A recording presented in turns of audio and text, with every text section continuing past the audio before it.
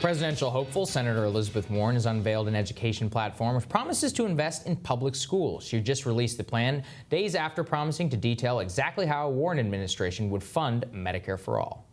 Meanwhile, new reporting links Facebook CEO Mark Zuckerberg to Mayor Pete Buttigieg. Joining us via Skype to discuss all of this is Young Turks producer and correspondent Emma Vigeland. Emma, great to see you back on the show. How are you?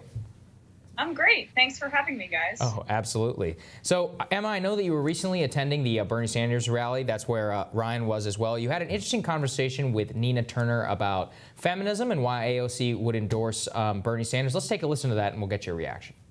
Feminism was never about just voting for somebody because they share some body parts with you. Feminism is about liberty, it's about humanism, and so folks who do that are really just trying to tell women what to do. The antithesis, I mean, they're going the opposite direction of what real feminism truly means. Women should be able to pick who they want to vote for anytime, at all times. This is the United States of America. So compete for the endorsements, right? So you win some, you lose some, but don't bring that faux feminism stuff here. Don't bring it. So Emma, I mean, there was some, I think, Crystal called it white feminist freakout after AOC endorsed Bernie Sanders. What was your takeaway both from that incident and with your conversation with Nina Turner? Well, that's actually how I phrased the question to her. So I said, what do you say to these white feminists, frankly? And she corrected me and said faux feminists, which I think is a better way to talk about that particular topic. Yeah, I was kind of anticipating some of the backlash that Representative Ocasio-Cortez was receiving for endorsing Senator Sanders. But if anyone's actually been paying attention to her politics, she's been aligned with Bernie Sanders all along. She was an organizer for Bernie Sanders, as she mentioned in her speech.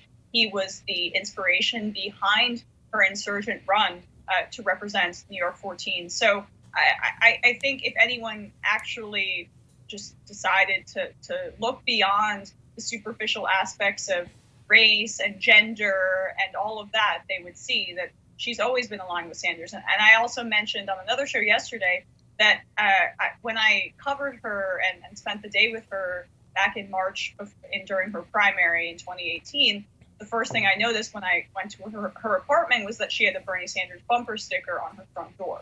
So that kind of goes to show that this is all coming full circle. Yeah, Emma, what's your sense of who this endorsement brings into the Sanders coalition that wasn't there before?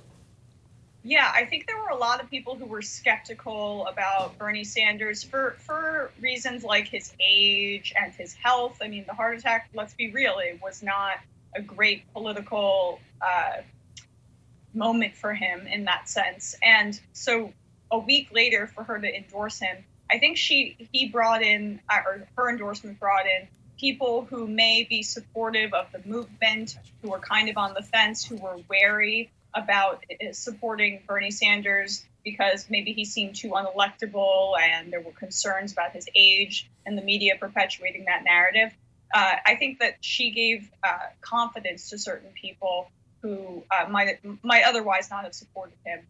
Basically, there are a lot of low information voters who make decisions based on identity, and there are a lot of weird voters, I think, who like her but really despise him based on cultural identifying factors and are ignorant about the fact that their politics are extremely similar.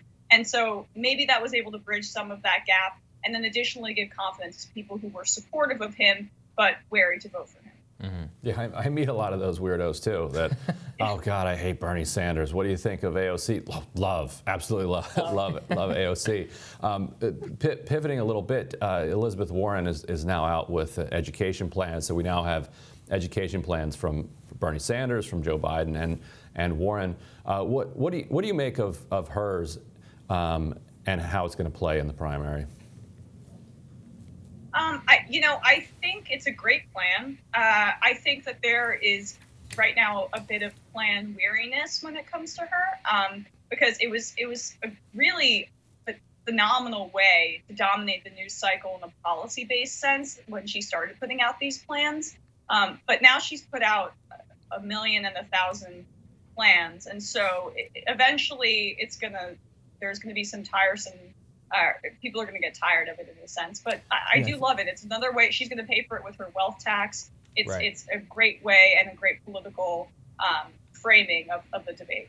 This is an interesting question, Emma, because Warren has really kind of risen up to the top. She's gobbled up a lot of Kamala's voters that have been dwindling based on this planned strategy. Now she's the presumptive frontrunner, at least for much of the media. So how does she continue to hold that position? Because putting out these types of plans, it seems to me, I think you're right, that's not a way in order to hold that status. What do you think she needs to do?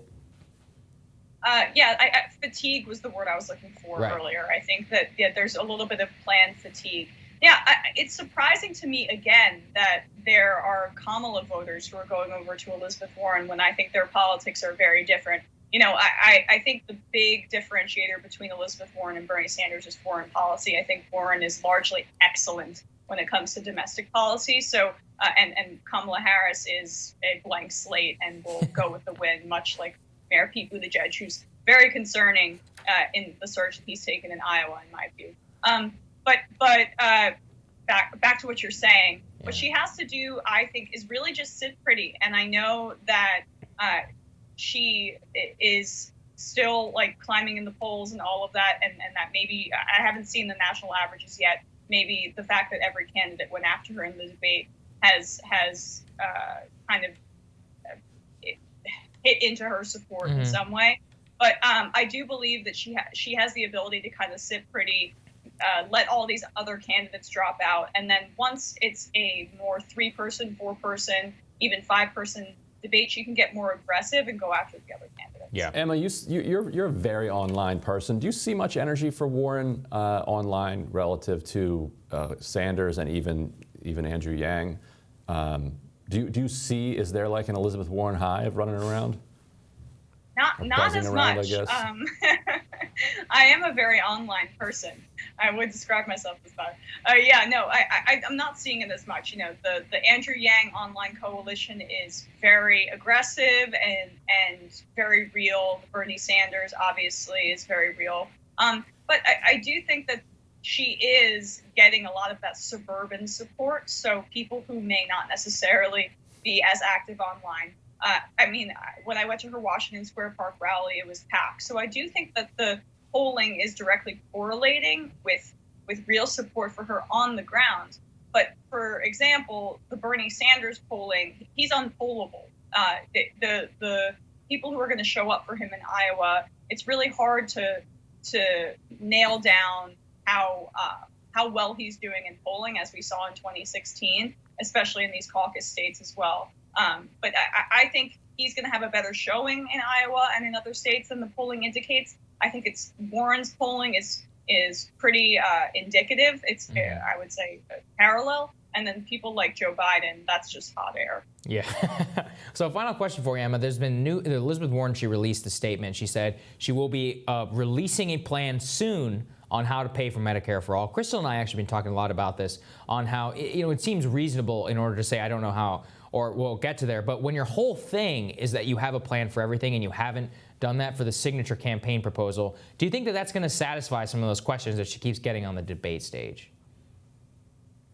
Well, it's interesting you asked that, because all of the questions on the debate stage that she's getting are from the right on Medicare for all. And that's what's really frustrating about the whole topic, is that Bernie Sanders and her, she's kind of trying to dodge the question in many ways, but Bernie Sanders specifically has said about the taxing the middle class and stuff, it's going to be less than what you're paying for your current plan now, and they need to be emphasizing that as well. I do think that it's a little bizarre that she hasn't released her own specific spending plan for Medicare for all and just really tied herself to Bernie Sanders. That seems unusual for her campaign. I think the bigger issue for her is that she's largely not addressed foreign policy at all.